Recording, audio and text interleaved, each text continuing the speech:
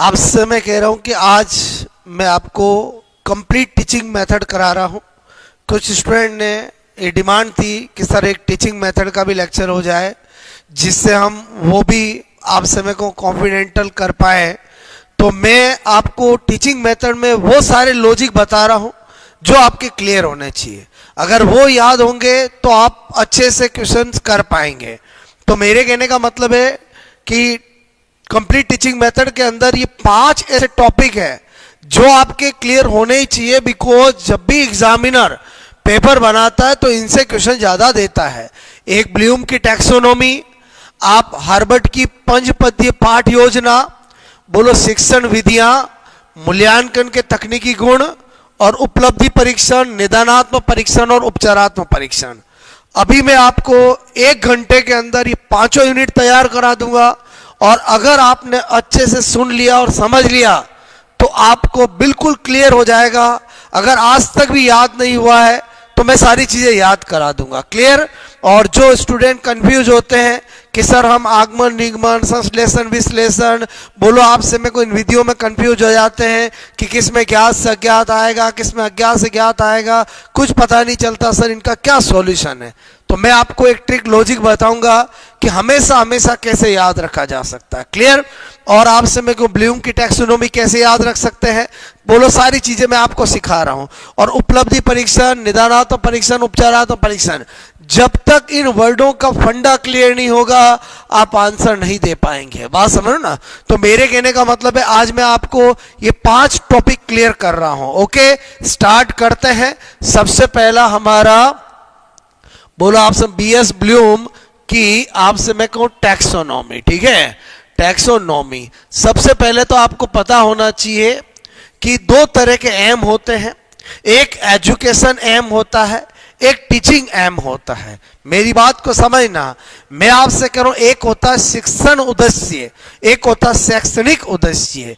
तो सबसे पहले तो आपको पता होना चाहिए ब्लूम की टैक्सोनॉमी जो है आपसे मैं कहूं बीएस ब्लूम ने, मैंने कहा किस उद्देश्य के लिए दी गई है?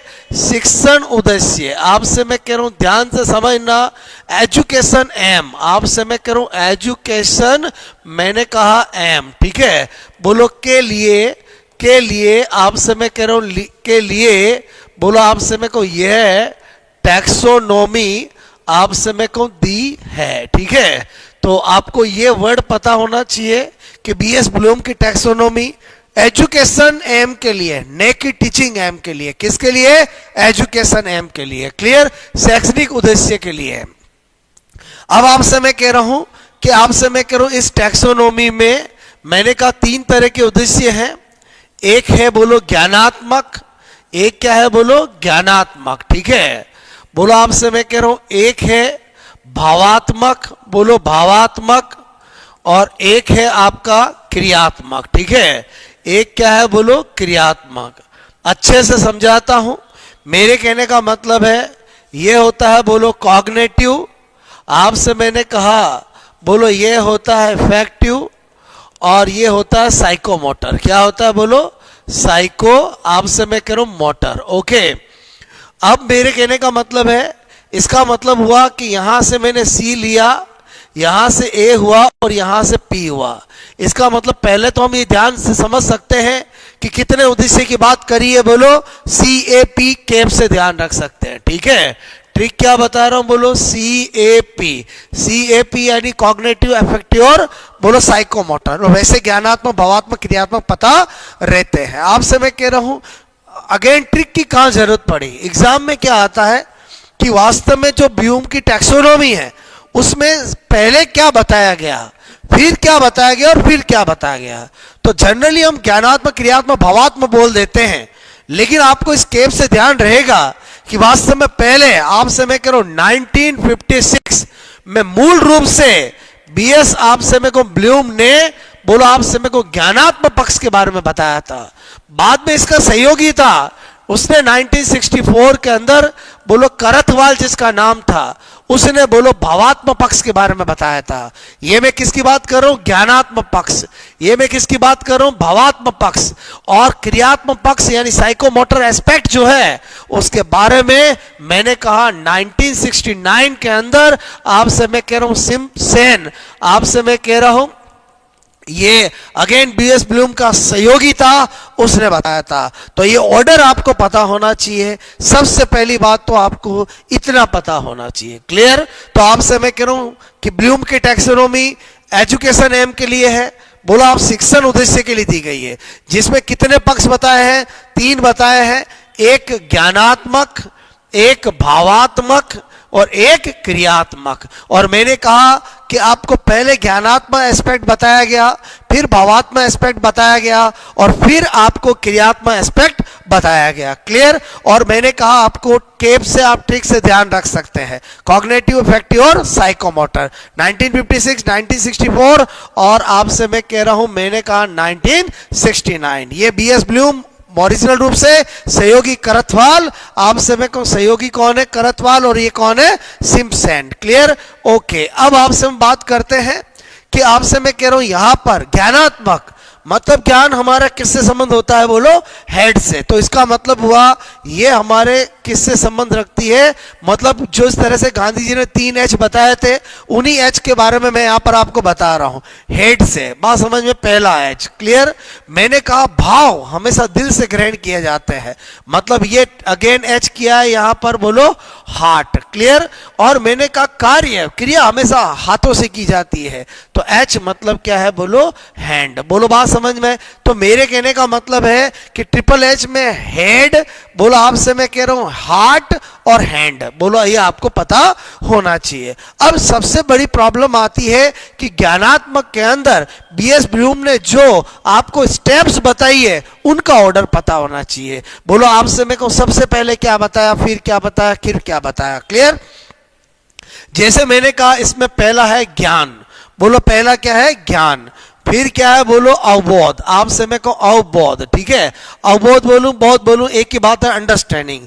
फिर क्या होता है? बोलो ज्ञानो उपयोग। क्लियर? ज्ञानो उपयोग। आपसे मैं कहूं फिर क्या आता है? बोलो विश्लेषण। क्या आता है? विश्लेषण। फिर क्या आता है? संश्लेषण। क्या आता है? संश्लेषण। और सबसे लास्ट में क्या आता है? मूल्यांकन। ठीक है? ये आपसे बीएस ब्लूम ने बताए हैं। ठीक है? सबसे पहले ज्ञान, फिर अवबोध, ज्ञान उपयोग, विश्लेषण, संश्लेषण और मूल्यांकन। कैसे याद रख सकते हैं? तो मेरे कहने का मतलब है कि पहला जो हमारा ज्ञानात्मक है, आपसे मैं कह रहा हूं अगर सपोजेड मुझे कभी कोई भी नोट्स बनाने हैं, बात समझना, तो सबसे पहले मुझे उस चीज का क्या होना चाहिए? ज्ञान होना चाहिए। फिर मेरे वो समझे हुए होने चाहिए, फिर मेरा कभी ना कभी उसका उपयोग किया हुआ होना चाहिए, फिर कभी ना कभी मेरे को उसका विश्लेषण किया हुआ होना चाहिए, और तभी मैं उसका संश्लेषण कर सकता हूं और मैं बाद में मूल्यांकन कर सकता हूं। संश्लेषण का मतलब है जो अलग अलग भाग है उनको मैं एक कर सकता हूं, और मूल्यांकन का मतलब है जो मैं नोट्स बनाना चाह रहा था वो सही बनाया है कि नहीं बनाया है। क्लियर? तो मेरे कहने का मतलब है कि आप बीएस ब्लूम का आपको जो ज्ञानात्मक पक्ष है उसकी स्टेप्स को एक कुछ ना कुछ आइडियाज क्रिएट करके बनाओ। जैसे मैंने कहा इसमें मैंने एक आइडिया क्रिएट किया कि मुझे नोट्स बनाने हैं, बोलो बात समझ में आए? तो मुझे सबसे पहले क्या चीज पता होना चाहिए? जिस टॉपिक का, जिस यूनिट का, जिस मैटर का मैं नोट्स बनाने वाला हूं, मुझे सबसे पहले उसका ज्ञान होना चाहिए। दूसरी बात, ज्ञान के साथ साथ वो मेरे समझे हुए होने चाहिए। तीसरी बात, समझे हुए होने के साथ कभी ना कभी मेरा उसका प्रयोग किया हुआ होना चाहिए। क्लियर? ज्ञान उपयोग किया हुआ होना चाहिए। फिर आपसे मैं कहूं उनको अलग अलग छोटे छोटे भागों में बांटा हुआ होना चाहिए, तभी मैं उनको आपसे मैं कहूं इकट्ठा कर पाऊंगा और बाद में उनका मूल्यांकन कर पाऊंगा कि वास्तव में वो मैंने सही बनाया है कि नहीं बनाया है। इधर आ जाते हैं हम नंबर 2, भावात्मक, इफेक्टिव। मैंने कहा करथवाल क्या कहता है कि बोलो ये दिल से संबंध है, बात समझ, भाव से। अब मैंने कहा इसके भी बोलो स्टेप्स है जो याद रखना पड़ता है। तो मैंने कहा कैसे याद रखेंगे? तो बात जब दिल की आती है तो अक्सर आपने देखा दिल टूट जाया करता है। बोलो आपसे लोग धोखा दिया करते हैं, या आपसे मेरे को सपोजेड किसी ने धोखा नहीं दिया लेकिन किसी ने आपको बोल दिया कि आपका दोस्त धोखेबाज है। बात समझ में आए? तो आपसे मैं कह रहा हूं इसी से आपके दिल पे इफेक्ट पड़ता है, इसी से आपके किस पे पड़ता है? बोलो दिल पे इफेक्ट पड़ता है। तो इसकी स्टेप्स को जानने के लिए हमें एक माइंड के अंदर एक पिक्चर लेके चलनी पड़ेगी, ट्रिक हमें लेना पड़ेगा। जैसे मैंने लिया दोस्त धोखेबाज है, दोस्त धोखेबाज है। बोलो बात समझ में? मैंने लिखा दोस्त धोखेबाज है। क्लियर? ओके। तो मैंने कहा सबसे पहले हम तो मस्त हैं, हमें कैसे पता चलेगा कि दोस्त धोखेबाज है? तो सबसे पहले हमें कहीं ना कहीं से क्या होगा? ग्रहण होगा, या क्या होगा? बोलो आग्रहण होगा। क्लियर? कहीं से हमें पता चलेगा। बोलो बात समझ में? यानी हमें दोस्त धोखेबाज है, ये हमें कहीं ना कहीं से कैसे होगा? बोलो गेन होगा। अच्छा, उसके बाद जैसे पता चला दोस्त धोखेबाज है, ऐसा ग्रहण आपको हुआ, तो आपकी तुरंत क्या होगी? बोलो अनुक्रिया होगी। क्या होगी? बोलो अनुक्रिया होगी। बोलो बात समझ में? कि आपसे मैं करूं अनुक्रिया करोगे कि वास्तव में आपसे मैं करूं ये जो मुझे सुनने में आ रहा है, बोलो आपसे मैं करूं तुरंत आपकी अनुक्रिया होगी कि यार दोस्त धोखेबाज कैसे हो सकता है? इतने बोलो आपसे मैं कह रहा हूं सालों से मेरा दोस्त है। क्लियर? फिर आपका क्या होगा? बोलो आंकलन। आपसे मैं करूं आप आंकलन करोगे कि वास्तव में मेरा दोस्त मुझे धोखेबाज हो सकता है कि नहीं हो सकता है। तो आपसे मेरे को पहले तो आपने कोई चीज ग्रहण किया, फिर आपने अनुक्रिया की। क्लियर? वो अनुक्रिया उस समय एग्रेसिव हो सकती है, कुछ भी हो सकती है, लेकिन देन आफ्टर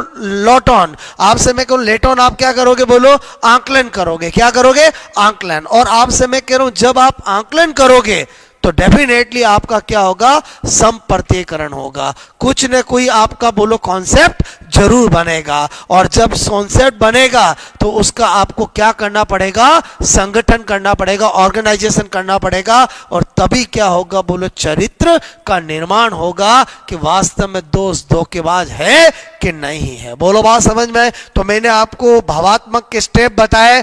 पहला क्या बताया? बोलो ग्रहण। फिर क्या बताया? अनुक्रिया। फिर क्या बताया? आंकलन। फिर क्या बताया? संप्रत्ययकरण। फिर क्या बताया? संगठन। और फिर क्या बताया? चरित्र निर्माण। बहुत सी बार पूछ लेते हैं कि ब्लूम टैक्सोनॉमी के अंदर भावात्मक का सबसे अंतिम पद कौन सा होता है? चरित्र निर्माण होता है। क्लियर? इसका अंतिम पद कौन सा होता है? मूल्यांकन होता है। फिर आ जाते हैं क्रियात्मक पक्ष। मैंने कहा साइकोमोटर की बात करते हैं, तो 1969 के अंदर सिम्पसन ने आपसे मेरे को इसकी स्टेप्स बताई। अब मैंने कहा बात जब हैंड की है और क्रिया की है, तो आपसे मेरे को इसमें भी हमें कुछ ना कुछ लॉजिक सोचना पड़ेगा जिससे कि हम काम कर सके। जैसे मैंने ट्रिक सोचा कि आपसे मैं करूं मुझे बोलो बाइक सीखनी है, कोई भी ये सोचे कार चलाना सीखना है, तो डेफिनेटली वो एक क्रिया हुई। तो मैंने कहा किसी स्टूडेंट ने क्या सोचा? बाइक आपसे मेरे को सीखना है। ठीक है? बोलो सीखना है। बोलो बात समझ में? तो मेरे कहने का मतलब सबसे पहले क्या होगा? नंबर 1 बोलो सिम्पसन कहता है किसी भी क्रिया को करने के लिए सबसे पहले तो आपके क्या होना चाहिए? उद्दीपन। आपसे मैं करूं आपके कहीं ना कहीं से स्टिमुलेशन आना चाहिए कि मुझे यह सीखना, यह क्रिया करनी है। क्लियर? और जब उद्दीपन आएगा तो आपको क्या करना पड़ेगा? कार्य करना पड़ेगा। बोलो क्या करना पड़ेगा? कार्य करना। क्लियर? जब उद्दीपन आएगा तो क्या करना पड़ेगा? कार्य करना पड़ेगा। बोलो बात समझ में? आपसे मैं कहूं जब उद्दीपन आएगा कि मुझे एक बाइक सीखना है, उद्दीपन कैसे भी आ सकता है, किसी को देख के आ सकता है, बोलो आपसे मैं कह रहा हूं आपको सोच के आ सकता है, कैसे भी आ सकता है। क्लियर? अगर कार्य करोगे, सपोज आपने उद्दीपन आया मुझे बाइक सीखना है, बाइक पे बैठ गए और आपने चालू किया, तो तुरंत आपको क्या करना पड़ेगा? बोलो नियंत्रण करना पड़ेगा। मेरे कहने का मतलब कंट्रोल करना पड़ेगा। कब मुझे ब्रेक लगाना है, कब मुझे बोलो गेयर लगाना है, तो आपसे कंट्रोल करना पड़ेगा। क्लियर? और जब आप नियंत्रण कर लोगे तो साथ के साथ आपको समायोजन भी करना पड़ेगा कि आसपास चल रहे उनका भी ध्यान रखना है। बोलो आपसे मैं कहूं क्योंकि आपको कंट्रोल तो आपने कर लिया लेकिन आसपास वालों का भी ध्यान रखना है। समायोजन। और जब समायोजन कर लोगे तो आपसे क्या होगा? बोलो मैंने कहा स्वभावी करण, और आप समय को वो स्वभाव में आ जाएगा और फिर आपका क्या हो जाएगा, आदत निर्माण हो जाएगी। क्या हो जाएगी बोलो, आदत निर्माण। आई होप आपको फर्स्ट लॉजिक आपका बीएस ब्लूम की टैक्सोनॉमी में कैसे याद रख सकते हैं, क्या क्या पूछा जा सकता, मैंने आपको बोला 10 मिनट के अंदर पूरा ब्लूम की टैक्सोनॉमी पढ़ा दी। और अगर ये याद है, एक कोई क्वेश्चन ऐसा नहीं है जो आए और आपका गलत हो जाए। क्लियर। आ जाते हैं अपन सेकंड लॉजिक पे। बात समझ में। सेकंड लॉजिक मैंने कहा आपको, आपसे मैं कह रहा हूं बीएफ, आपसे मैं कह रहा हूं, मैंने कहा आपको हर्बर्ट, ठीक है, बोलो हर्बर्ट, आपसे मैं कह रहा हूं, मैंने लिखा हर्बर्ट की पाठ पंचपदीय, मैंने कहा पंचपदीय आपसे मैं को योजना, ठीक है, पंचपदीय पाठ योजना, ठीक है, पाठ योजना बहुत पॉपुलर है। आपसे मैं कह रहा हूं थोड़ा सा ध्यान रखना है। क्या ध्यान रखना है कि बोलो आपसे मैं को बीएफ हर्बर्ट, ठीक है, बीएफ हर्बर्ट ने क्या था बोलो, 4 सिद्धांत दिए थे। बोलो क्या दिए थे, 4 सिद्धांत दिए थे। बोलो बात समझ में आए। अब आपसे मैं को वो सिद्धांत ज्यादा पॉपुलर नहीं हुए। क्लियर। और बीएफ हर्बर्ट की बातों को ज्यादा किसी ने बोलो आपसे मैं को ध्यान नहीं दिया। क्लियर। अब आपसे मैं कह रहा हूं, आपसे मैं कह रहा हूं इसके बोलो 3 शिष्य थे। कितने थे, 3 शिष्य थे। बोलो एक था रायन, एक था बोलो आपसे मैं कह रहा हूं जीलर, बोलो और एक था मैंने कहा हर्बर्ट स्पेंसर। बोलो हर्बर्ट, मैंने कहा स्पेंसर, ठीक है, बोलो आपसे मैं को स्पेंसर। ये 3 इसके क्या थे, शिष्य थे। क्लियर। इन्होंने क्या किया, अपने सर के जो सिद्धांत थे उन्हीं सिद्धांतों से बोलो आपसे मैं को पाठ योजना के पद बनाए। क्लियर। क्या बनाए बोलो, पाठ योजना आपसे मैं कह रहा हूं के पद बनाए। बोलो बात समझ में, 5 पद बनाए। सबसे पहले आपसे मैं कह रहा हूं क्या बनाया, प्रस्तावना और प्रस्तुतिकरण, ठीक है, प्रस्तुतिकरण। आपसे मैं कह रहा हूं पहला सिद्धांत स्पष्टीकरण का सिद्धांत था,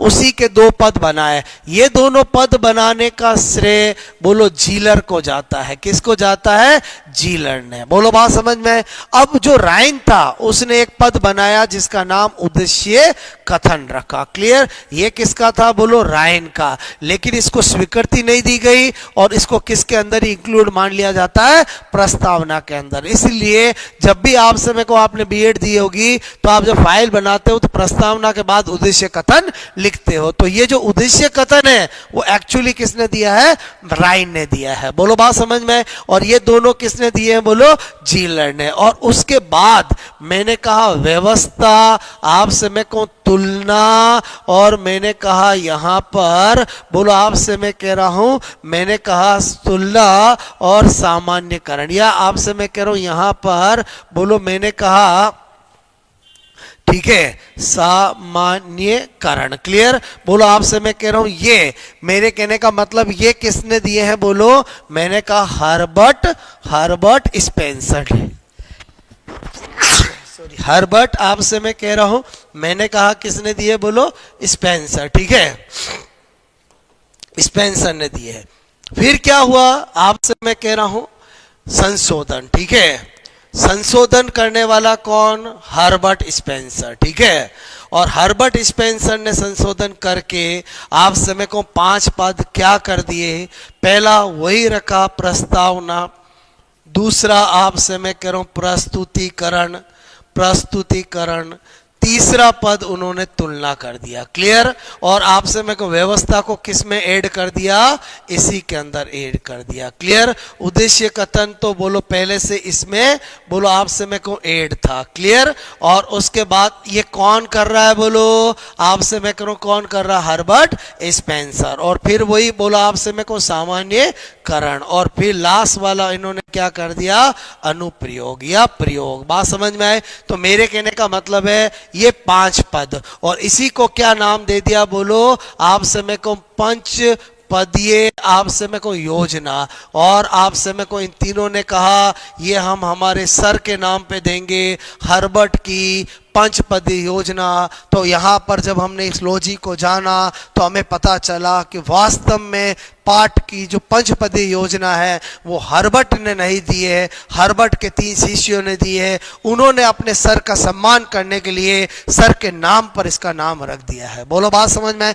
तो ये कहानी आपको पता होनी चाहिए, क्योंकि आपसे इस कहानी से भी एग्जाम में क्वेश्चन पूछ लिया जाता है। आई होप आपको सेकंड फंडा भी समझ में आया होगा। क्लियर? उसके बाद हम बात करते हैं, बोलो, शिक्षण विधियां। ठीक है, शिक्षण विधियां। अब मैंने कहा मोस्ट ऑफ आपसे में शिक्षण विधियां जो आपको पता होनी चाहिए, जैसे मैंने कहा एक है आगमन विधि। ठीक है, आगमन विधि मैंने कहा एक होती है निगमन विधि। ठीक है, बोलो, मैंने कहा निगमन विधि। क्लियर? इसी तरह से एक होती है विश्लेषण विधि, आपसे मैं कह रहा हूं एक होती है संश्लेषण विधि। ठीक है, क्या होती है? बोलो, संश्लेषण विधि होती है। इसी तरह से मैंने कहा व्याख्यान विधि, बोलो, आपसे मैं कहूँ व्याख्यान विधि। बोलो, प्रयोग प्रदर्शन विधि, प्रयोग मैंने कहा प्रदर्शन विधि। इसी तरह से मैंने कहा नंबर 7 आपसे मैं कह रहा हूँ यहाँ पर, बोलो, प्रोजेक्ट, आपसे मैं कहूँ या परियोजना विधि। बोलो, परियोजना विधि। ठीक है, इसी तरह से मैंने कहा यहाँ पर अनुसंधान विधि, आपसे मैं कहूँ अनुसंधान विधि, या इसी को बोलते हैं अन्वेषण विधि, अन्वेषण विधि। बोलो, बात समझ में आए? ओके, इसी आपसे मैं कहूँ अनुसंधान विधि या अन्वेषण विधि। इसी तरह से समस्या, आपसे मैं कहूँ समाधान विधि। क्लियर? समस्या समाधान विधि। ये कुछ पॉपुलर मेथड्स हैं जो मैं अभी आपको तैयार करा दूंगा। मेरे कहने का मतलब एक कंफ्यूजिंग आपके नहीं रहेगी। तो आपसे मैं कह रहा हूँ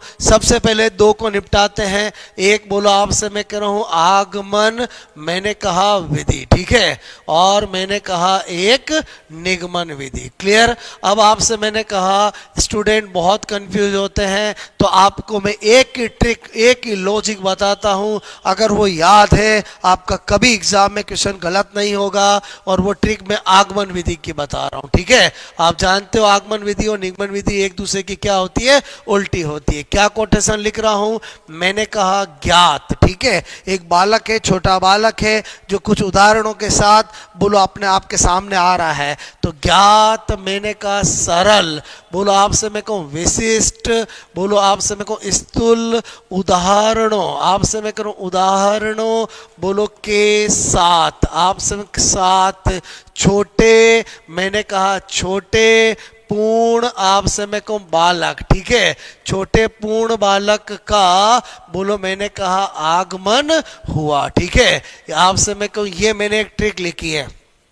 अगर आपको इसकी प्रैक्टिस पता है तो सारा काम हो जाएगा। यानी आगमन विधि के अंदर क्या होता है? बोलो, ज्ञात से अज्ञात। बात समझ में आए? पहली चीज ये पता होनी चाहिए। दूसरा मैंने कहा, बोलो, क्या होता है? सरल से जटिल। बोलो, आपसे क्या होता है? सरल से जटिल। तीसरा मैंने कहा, बोलो, आपसे मैं कहूँ विशिष्ट से सामान्य। बोलो, विशिष्ट से सामान्य। उसके बाद मैंने कहा स्थूल से सूक्ष्म, स्थूल से सूक्ष्म। बात समझ में आए? इसी तरह से मैंने कहा उदाहरण, आपसे मैं कह रहा हूं से नियम, उदाहरण से नियम। क्लियर? उसके बाद मैंने कहा, बोलो, किसके लिए आगमन विधि? छोटे, आपसे मैं कह रहा हूं बालकों, छोटे बच्चों, आपसे मैं कह रहा हूं बोलो के लिए। क्लियर? उसके बाद मैंने कहा पूर्ण से अंश, आपसे मैं कह रहा हूं, मैंने कहा पूर्ण से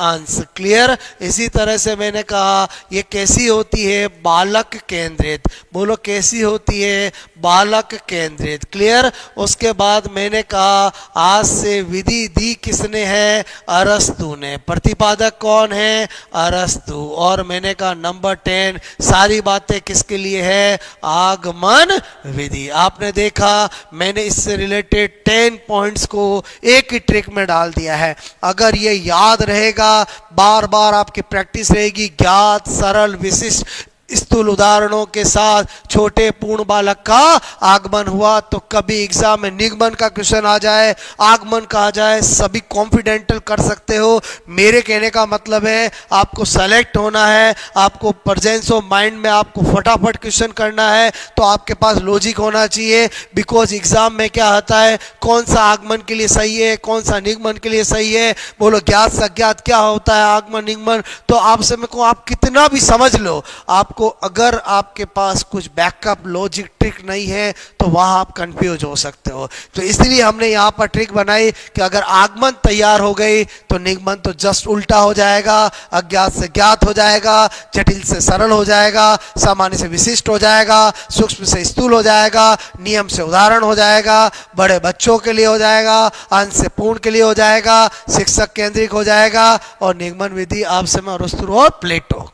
ओके, तो आपसे दो विधियां मैंने बता दी है। उसके बाद आते हैं फिर आपसे मैं कहूं तीसरी और फोर्थ, एक मैंने कहा विश्लेषण विधि, आपसे मैं कह रहा हूं, और एक संश्लेषण विधि। अक्सर बोलो आपसे मैं कह रहा हूं जो मैथ्स सब्जेक्ट होता है उसके अंदर इसके ज्यादा क्वेश्चन आते हैं। क्लियर? तो आगमन निगमन तो चाहे आप कोई सा भी सब्जेक्ट हो, आपका सेकंड ग्रेड में बोलो, आपसे मेरिट में आपका कोई सा भी हो, सब जगह आपका क्वेश्चन आता है। इसका क्वेश्चन ज्यादातर मैथ्स में आता है, कोई दिक्कत नहीं। एक तरफ है आपसे मैं कह रहा हूं विश्लेषण विधि, बोलो आपसे मैं कह रहा हूं, और एक तरफ है संश्लेषण विधि। ठीक है, संश्लेषण आपसे मैं कहूं विधि पढ़ते हैं, बोलो इसका पोस्टमार्टम। मैंने कहा विश्लेषण विधि, नाम से पता चल रहा है कोई भी आपकी जटिल समस्या होगी उसको छोटे छोटे भागों में, बोलो आपसे मैं कह रहा हूं, मैंने कहा बोलो आपसे छोटे छोटे आपसे मैं कहूं भागों में, छोटे छोटे भागों में आपसे मैं तोड़कर, बोलो आपसे प्रत्येक भाग आपसे मैं कह रहा हूं को हल कर आपसे मैं को समस्या बोलो का समाधान, ठीक है, समाधान निकालना आपसे मैं कह रहा हूं ये किस में होता है, बोलो विश्लेषण विधि में होता है।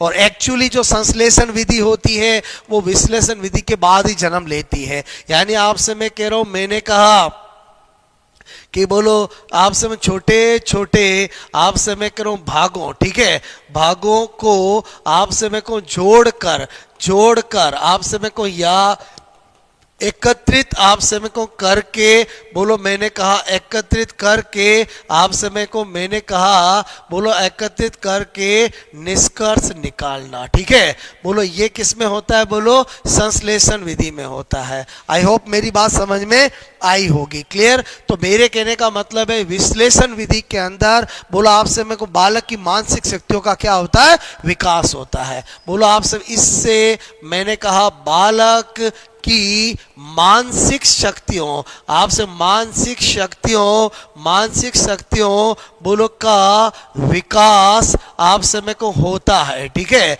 जबकि मैंने कहा इससे बोलो बालक आपसे में को बालक की मानसिक शक्तियों बोलो मानसिक मैंने कहा शक्तियों बोलो का मैंने कहा विकास नहीं होता है, ठीक है, नहीं होता है। अगर आप उस तरह से करोगे तो आपको रटने की जरूरत नहीं पड़ेगी, जबकि इसमें रटने की जरूरत पड़ेगी। क्लियर? अब आपसे मेरे को तीसरी चीज आपसे मेरे को यहां पर शिक्षण सूत्र। क्लियर? अक्सर एग्जाम में पूछा जाता है विश्लेषण विधि के क्या सूत्र होते हैं, और इधर भी सूत्र की बात करता हूं। क्लियर? मेरे कहने का मतलब है इसमें पहला सूत्र है आपसे मेरे को प्रमाण बोलो मैंने कहा से प्रत्यक्ष, ठीक है, प्रमाण से प्रत्यक्ष। तो इधर तो उल्टी है ये, बोलो क्या हो जाएगा, बोलो प्रत्यक्ष से प्रमाण। बात समझ में आए, बोलो ओके। दूसरा मैंने कहा बोलो निष्कर्ष आपसे मैं कह रहा हूं निष्कर्ष से बोलो मैंने कहा परिकल्पना, ठीक है, निष्कर्ष से क्या बोलो परिकल्पना। और इसमें क्या होगा, बोलो परिकल्पना से मैंने कहा क्या, बोलो निष्कर्ष। क्लियर? बोलो आपसे मैं कह रहा हूं। उसके बाद मैंने कहा ये क्या होती है, बोलो अज्ञात से ज्ञात। और आपसे मैं कहूं ये क्या होती है, बोलो ज्ञात से अज्ञात। आपको मेरी बात समझ में आई बोलो। अब मैंने कहा ये तो चीजें किताबों में लिखी होती है, हम भूल जाते हैं। देखो मैं क्या बता रहा हूं, मेरी जो आज स्टडी कराने का तरीका है वो आपसे मैं कहूँ जो बुक्स में लिखा हुआ उससे एक स्टेप आगे रहता है,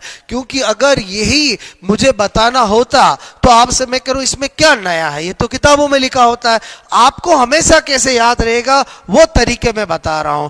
देखो सुनो, मैंने कहा आपने कभी 90s की 80-90s की मूवियाँ देखी होगी जहाँ पर वास्तव में बोलो आपसे हीरो के साथ साथ एक विलन भी हुआ करता था। बोलो क्या हुआ करता था? विलन, जिसका रोल भी बराबर हुआ करता था। और आपसे मैं को पुरानी जो फिल्में होती थी उसमें कोई विलन होता था, अगर उसको कोई लड़की पसंद आ गई आपसे मैं कहूँ तो वो आपसे उसको मनाने की कोशिश नहीं करता था, डायरेक्ट अपने बोलो आपसे मैं कहूँ जो भी बोलो गुंडे रख रखे होते उनको बोलता कि बोलो जाओ उसको उठा के लेके आ जाओ। बात समझ में? तो मेरे कहने का मतलब ऐसे एक विलन होता है जिसको एक प्रेमा नाम की लड़की से बोलो प्यार हो जाता है। बात समझ में? प्रेमा को पता ही नहीं है कि बोलो विलन को उससे प्यार हो गया है, बस उस विलन को प्यार हो गया है। विलन ने अपने गुंडों को बोला कि जाओ प्रेमा को उठा के लेके आ जाओ, जाओ बसंती को उठा के लेके आ जाओ। नहीं, क्या बोला? जाओ प्रेमा को उठा के लेके आ जाओ। क्लियर? तो आपसे मैं कह रहा हूं गुंडे जाते हैं प्रेमा को लेने के लिए, लेकिन वहां तो आपको पता है 90s की मूवी में हीरो होता है और हीरो क्या करता है? गुंडों को भगा देता है। बात समझ में? वो गुंडे विलन के पास वापस आते हैं और वो आकर के अपने बोलो विलन को क्या बोलते हैं? बोलो अपने बॉस को क्या बोलते हैं? विलन को क्या बोलते हैं कि बोलो आपसे मेरे को प्रेमा नहीं आई। क्या बोलते हैं? बोलो बसंती नहीं आई। क्या बोलते हैं? प्रेमा नहीं आई। बोलो बात समझ में? प्रेमा नहीं आई। इसका मतलब हुआ कि विलन से तो कौन सी विधि की बात हो गई? विश्लेषण विधि। और मैंने कहा प्रेमा नहीं आई, इसका मतलब 3 सूत्र कौन से हो गए? पहला प्रेमा से क्या हो गया? प्रमाण से मैंने कहा प्रत्यक्ष। क्लियर? दूसरा नहीं आई, इसका मतलब निष्कर्ष से क्या हो गया? परिकल्पना। ठीक है? और मैंने कहा नहीं आई यानी आज से अज्ञात से क्या हो गया? ज्ञात हो गया। अगर आपको याद होगा इस तरह से कभी भूल ही नहीं सकते, क्योंकि आपके माइंड में मैंने एक लॉजिक बना दिया। कितने मेथड पढ़ा चुका हूं? बोलो 4 मेथड पढ़ा चुका हूं। क्लियर? उसके बाद आगे बात करते हैं नंबर 5। नंबर 5 मैंने कहा व्याख्यान विधि।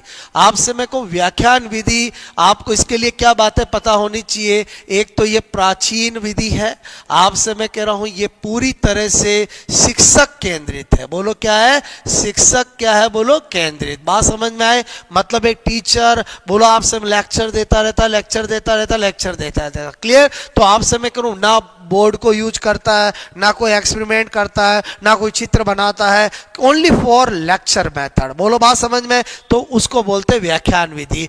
ये मैंने कहा उच्चतर आपसे मैं करूं कक्षाओं, ठीक है, कक्षाओं के लिए उपयोगी। बात समझ में आए? बोलो जो प्रोफेशनली बड़े हायर क्लासेज होती है उसमें तो बोलो प्रोफेसर आता है अपनी स्पीच दे के चला जाता है, किसी को समझ में आया नहीं आया उससे कोई मतलब नहीं होता, उसको बोलते हैं व्याख्यान विधि। क्लियर? उसके बाद अपन बात करते हैं, मैंने कहा प्रयोग प्रदर्शन विधि। ठीक है? बोलो प्रयोग प्रदर्शन विधि। बोलो आपसे मैं कहूं तो इसमें आपको क्या बातें पता होनी चाहिए?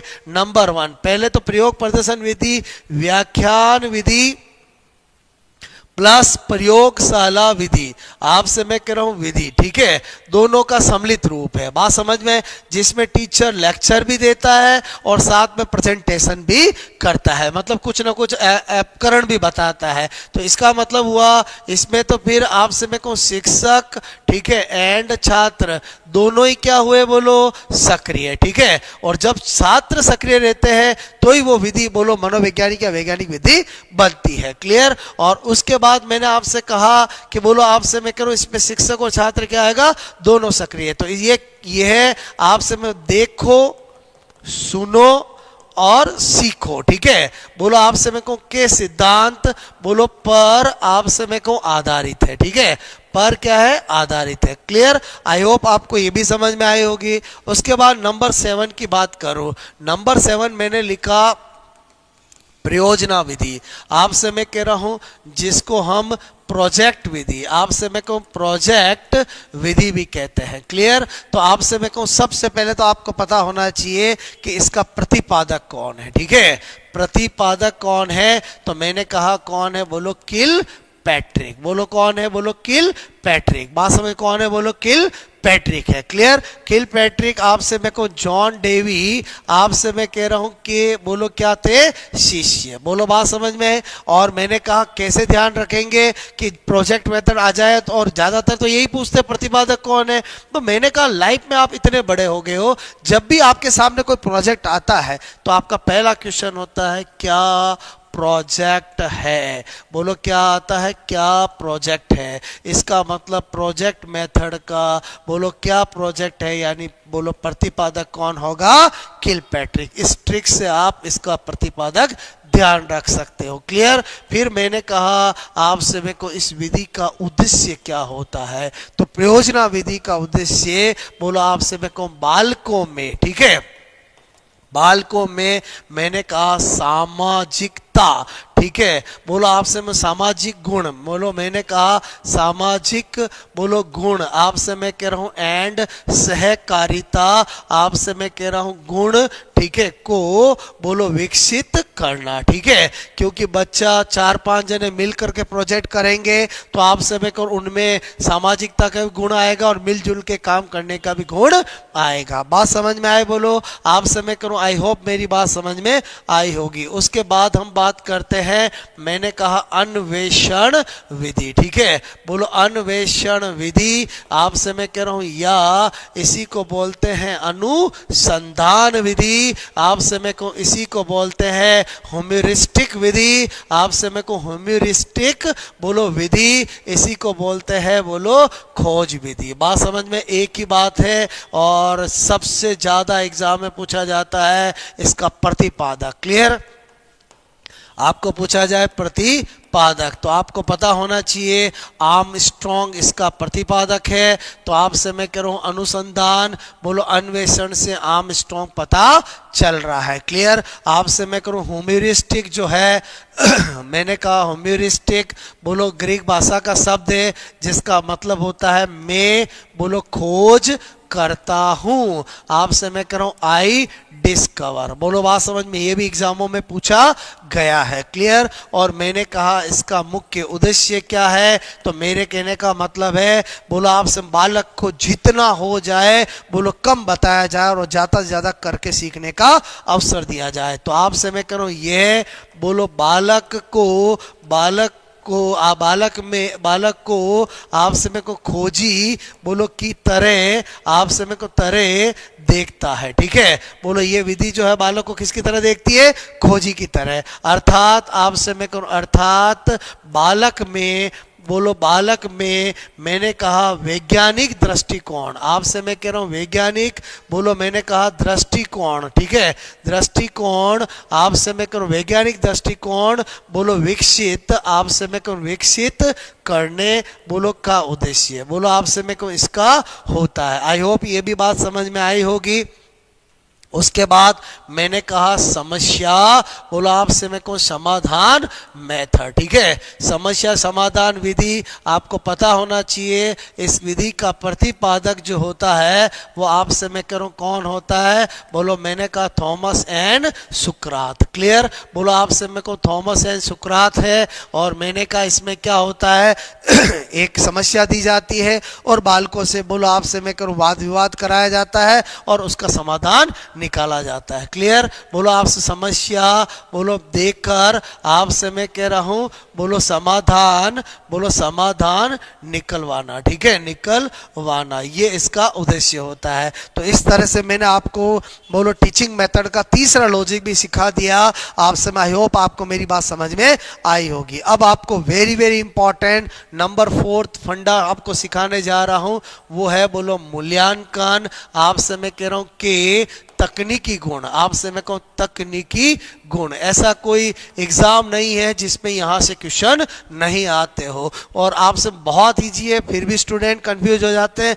आप बस 10 मिनट मुझे सुनना, आपका ऐसा फंडा क्लियर करूंगा कि कभी गलत नहीं होगा। मैंने कहा तकनीकी गुण कौन से होते हैं, पहला लिख देते हैं। एक होता है व्यापकता, ठीक है, पहला क्या लिखा है, व्यापकता। दूसरा क्या होता है, वस्तुनिष्ठता। क्या होता है बोलो, वस्तुनिष्ठता, क्लियर, वस्तुनिष्ठता। और मैंने कहा तीसरा क्या होता है, विश्वसनीयता। बोलो विश्वसनीयता। आपसे मैं करूं वस्तुनिष्ठता, विश्वसनीयता, मैंने लिखा यहां पर विभेदीकरण, विभेदन, विभेदनी, आपसे डिस्क्रिमिनेशन, विभेदन, विभेदीकरण, आपसे मैं कहूं विभेदीकरण, क्लियर। और मैंने कहा नंबर 5 वैधता, ठीक है, यानी वैलिडिटी।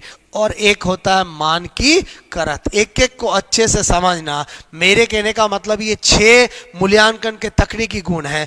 पहला है व्यापकता। क्या मतलब होता है, मेरे कहने का मतलब है कि व्यापकता का मतलब, चूंकि हम मूल्यांकन के तकनीकी गुण देख रहे हैं और हम एजुकेशन साइकोलॉजी के अंदर, एजुकेशन पेडागोजी के अंदर बात कर रहे हैं, तो हमारा यहाँ हर एग्जाम्पल बोलो रिलेटेड टू एजुकेशन होगा, रिलेटेड टू बोलो स्टडी होगा, क्लियर। तो मेरे कहने का मतलब है कि एक बोलो प्रश्न पत्र हमें बनाना है, और आपसे मैं करूं अगर उस प्रश्न पत्र के अंदर व्यापकता का गुण कब रहेगा, जब उस प्रश्न पत्र बोलो जिस पाठ्यक्रम का बनाना, उस पाठ्यक्रम के सभी टॉपिक के प्रश्नों को मैंने सम्मिलित किया है, तो इसका मतलब व्यापकता का गुण होगा। व्यापकता क्या होता है बोलो, मैंने कहा कभी कोई प्रश्न पत्र बोलो आपसे मेरे को पाठ्यक्रम के सभी टॉपिकों के प्रश्न लेकर बनाया गया है, तो उसमें कौन सा गुण होगा, व्यापकता का, क्लियर। वस्तुनिष्ठता क्या होता है, मैंने कहा अगर एक बालक ने एक एग्जाम दिया, क्लियर, एक एग्जाम दिया, अब उसके सपोज 80% मार्क्स आए,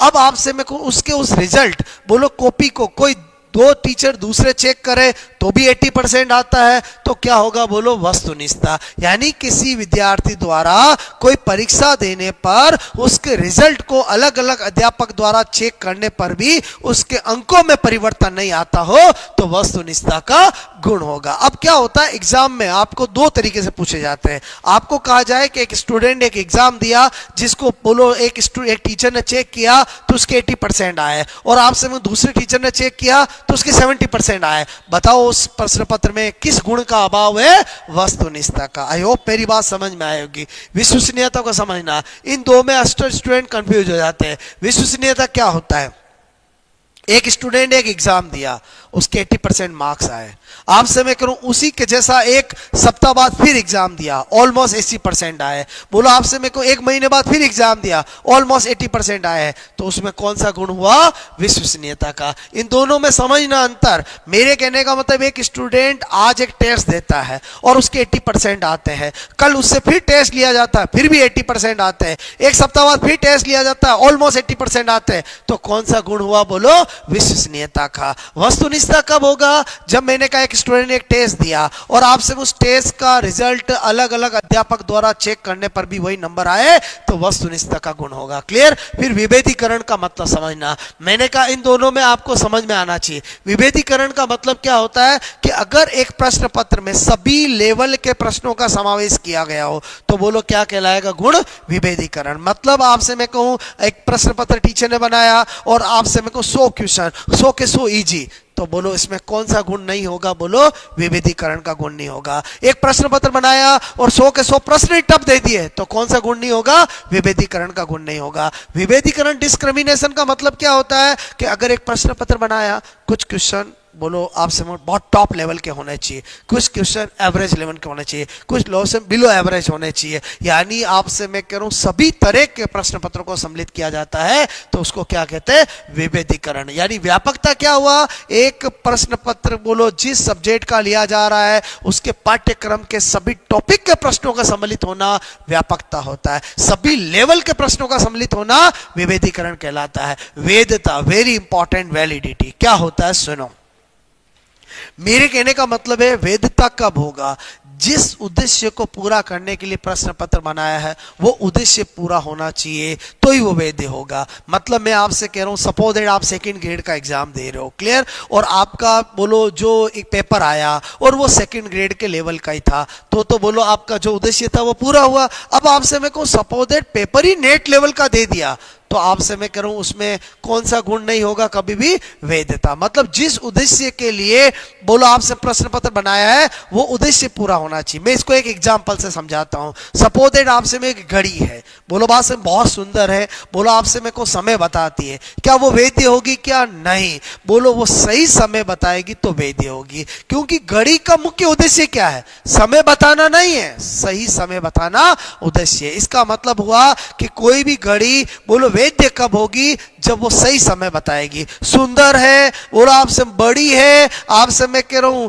लोग देखे तो नजर नहीं हटती ऐसी है, लेकिन अगर वो समय भी बताती है लेकिन समय आगे या पीछे बताती है तो ये वाला गुण उसमें कभी नहीं माना जाएगा। इसका मतलब वैधता का मतलब क्या होता है, जिस अभिष्ट उद्देश्य के लिए आपसे मैं करूं प्रश्न पत्र बनाया है वो उद्देश्य पूरा होना चाहिए। और मानकीकृत का मतलब क्या होता है, अगर आपसे में को किसी प्रश्न पत्र के अंदर मूल्यांकन के अधिकांश तकनीकी गुण को सम्मिलित किया जाता है तो वो पेपर मानकीकृत होता है, उसमें मानकीकृत का गुण होता है। आपने देखा होगा जो बोर्ड लेवल के एग्जाम पर होते हैं उनके अंदर ज्यादातर मूल्यांकन गुणों को सम्मिलित किया जाता, ब्लूप्रिंट पर आधारित होते हैं, जिसमें वस्तुनिष्ठ का भी ध्यान रखा जाता है, विश्वसनीयता का ध्यान रखा जाता है, विभेदीकरण का ध्यान रखा जाता है, वैधता का ध्यान रखा जाता है। क्लियर? तो आई होप आपको मेरी बात समझ में आई होगी। आपको अगेन एक एक लाइन में बता देता हूं, व्यापकता का मतलब क्या होता है। मैंने कहा अगर कोई प्रश्न पत्र किसी पाठ्यक्रम से बनाया जा रहा है तो अगर पाठ्यक्रम के सभी टॉपिकों के प्रश्नों को सम्मिलित किया है तो वो क्या होगा, व्यापकता। वस्तुनिष्ठता क्या होगा, बोलो आपसे मैं कह रहा हूं अगर किसी स्टूडेंट ने एग्जाम दिया और उसके जो मार्क्स आए हैं वो एक से अधिक अध्यापक द्वारा चेक करने पर भी मार्क्स में परिवर्तन नहीं आता हो तो वो क्या होगा, वस्तुनिष्ठता होगा। क्लियर? और विश्वसनीयता मैंने बताया कि समान लेवल के एक से ज्यादा प्रश्न पत्र देने पर भी अगर किसी विद्यार्थी के समान अंक आते हैं तो उसमें कैसा गुण होगा, विश्वसनीयता का गुण होगा। और विभेदीकरण का मतलब समझ गए कि अगर प्रश्न पत्र के अंदर सभी लेवल के, प्रतिभाशाली वाले के प्रश्न है, बोलो आपसे सर्जनशील वाले प्रश्न है, मतलब सभी लेवल के सभी विद्यार्थियों के प्रश्न हो तो वो क्या होगा, विभेदीकरण का गुण होगा। वैधता मतलब जिस अभिष्ट उद्देश्य के लिए बनाया गया है वो पूरा होना चाहिए। और अधिकांश तकनीकी गुण होंगे वो उसमें क्या होगा, मानकीकृत। आई होप आपको ये फिफ्थ फोर्थ लॉजिक भी समझ में आया होगा। क्लियर? अब आपसे मैं को फिफ्थ लॉजिक सिखा रहा हूं आपको। मैंने कहा उपलब्धि, ठीक है, उपलब्धि परीक्षण। आपसे मैं कह रहा हूं समझना, ओके। फिर मैंने कहा एक निदानात्मक, ठीक है, निदानात्मक परीक्षण, और एक मैंने कहा उपचारात्मक परीक्षण, ठीक है, उपचारात्मक परीक्षण। मैं क्या बता रहा हूं, बहुत स्टडी कर लेते हैं स्टूडेंट, आपसे मैं कह रहा हूं रात दिन पढ़ लेते हैं, लेकिन अगर इनको समझोगे नहीं तो एग्जाम में क्या होगा, गलत होगा। मैं एकदम सिंपल तरीके से फंडा क्लियर करता हूं। क्या होता है उपलब्धि परीक्षण, क्लियर समझना। मेरे कहने का मतलब है एक टीचर ने कुछ सिखाया, सिखाने के बाद वो चेक करना चाहता है कि मैंने जो चीज सिखाई है वो स्टूडेंट ने कितनी सीखी है, कितनी मात्रा में सीखी है। उसके लिए जो वो परीक्षण करता है उसी को क्या कहते हैं, उपलब्धि परीक्षण कहते हैं, जो कि मानकीकृत भी हो सकता है और प्रमाणीकृत भी हो सकता है और अप्रमाणीकृत भी हो सकता है। बोलो आपसे में कोई स्टैंडर्ड भी हो सकता है, एक स्कूल लेवल पे भी हो सकता है, बोर्ड लेवल पे भी हो सकता है। क्लियर? तो मैंने कहा सीखे, आपसे मैं को सिखाए, मैंने कहा सिखाए, बोलो हुए, आपसे मैं को ज्ञान, बोलो का, बोलो परीक्षण। क्या कहलाता है, बोलो उपलब्धि परीक्षण। बात समझ में आए? सपोज एक क्लास के अंदर 40 बच्चे हैं, कितने हैं, बोलो 40 बच्चे हैं, और मैंने कुछ 1 घंटा सिखाया, मेरी बात को समझना, और मैंने कहा कि कल आप अच्छे से पढ़ के आना, मैं एक टेस्ट लूंगा। क्लियर? और मैंने टेस्ट लिया, मेरी बात को समझना, मैंने टेस्ट लिया, वो क्या है, बोलो उपलब्धि परीक्षण है। अब आपसे मैंने क्या देखा कि 5 बच्चे ऐसे मिले जिनका बोलो आपका रिजल्ट अच्छा नहीं है, जिन्होंने बहुत सारी गलतियां कर दी है। तो आपसे मैं कह रहा हूं इस उपलब्धि परीक्षण से क्या निकलता है? बोलो मैंने कहा समस्यात्मक, बोलो आपसे मैं कहूं बालक निकलते हैं। क्या निकलते हैं? समस्यात्मक बालक निकलते हैं। बोलो बात समझ में? आपसे मैं कहूं समस्यात्मक बालक निकलेंगे तो ही निदानात्मक और उपचारात्मक पे जाएंगे। अगर मैंने 40 बच्चों को टेस्ट लिया, लगभग सब ने अच्छा परफॉर्म किया, तो इसका मतलब हुआ मेरा उपलब्धि परीक्षण बिल्कुल सही गया है, कोई समस्यात्मक बालक नहीं आया है, मुझे किसी तरह का कोई निदानात्मक परीक्षण नहीं करना है, मुझे किसी तरह का कोई उपचारात्मक परीक्षण नहीं करना। इसका मतलब हुआ कि बोलो आपसे सबसे मुख्य परीक्षण तो उपलब्धि परीक्षण ही होता है। अभी आपसे मैं करूं, आपने देखा होगा क्वेश्चन आया था, सबसे मुख्य परीक्षण कौन सा होता? हमेशा उपलब्धि परीक्षण, क्योंकि उपलब्धि परीक्षण करोगे तो ही इन दोनों की बात आएगी। बोलो आपसे मैं कहूं अगर समस्यात्मक बालक आएंगे तो निदानात्मक उपचारात्मक करेंगे। सपोज दैट हमने, चूंकि हमें निदानात्मक उपचारात्मक समझना है, इसलिए हमने देखा कुछ बालक ऐसे निकले जिनको अभी भी समझ में नहीं आया है। क्लियर? तो आपसे मैं कहूं हमें क्या करना पड़ेगा? निदानात्मक परीक्षण करना पड़ेगा। निदानात्मक परीक्षण में क्या करते हैं? बोलो आपसे मैं कहूं समस्यात्मक, आपसे मैं कहूं बालकों के समस्या का कारण पता करना। क्लियर? मेरे कहने का मतलब है एक्चुअली निदानात्मक परीक्षण का मतलब ही डायग्नोस है। बात समझ में आए? बोलो। मेरे कहने का मतलब है कि समस्यात्मक बालक तो हमें पता चल गए, अब किस बालक की एक्चुअली समस्या का कारण क्या है वो पता करना क्या है? निदानात्मक। सपोज दैट आपने समस्याओं का कारण पता लगा लिया, फिर उन समस्याओं के अकॉर्डिंग उनका क्या करना पड़ता है? उपचारात्मक। मैंने कहा समस्याओं बोलो के कारणों, आपसे मैं कह रहा हूं का निर्वारण, बोलो निर्वारण करना, बोलो आपसे मेरे को क्या कहलाता है? उपचारात्मक परीक्षण कहलाता है। इसका मतलब ही हुआ कभी भी आपको पूछा जाए आपसे मेरे को सबसे पहले क्या कराना पड़ता है? कुछ सिखाना पड़ता है, फिर क्या कराना पड़ता है? उपलब्धि परीक्षण कराना पड़ता है। उपलब्धि परीक्षण कराने के बाद अगर कुछ समस्यात्मक बालक आते हैं तो उनका निदानात्मक परीक्षण करना पड़ता है और उसके बाद उनका उपचारात्मक परीक्षण करना पड़ता है और फिर उन्हें वापस सिखाना पड़ता है। आई होप आपको मेरी बात समझ में आई होगी। मैंने बहुत सिंप्लीफाइड तरीके से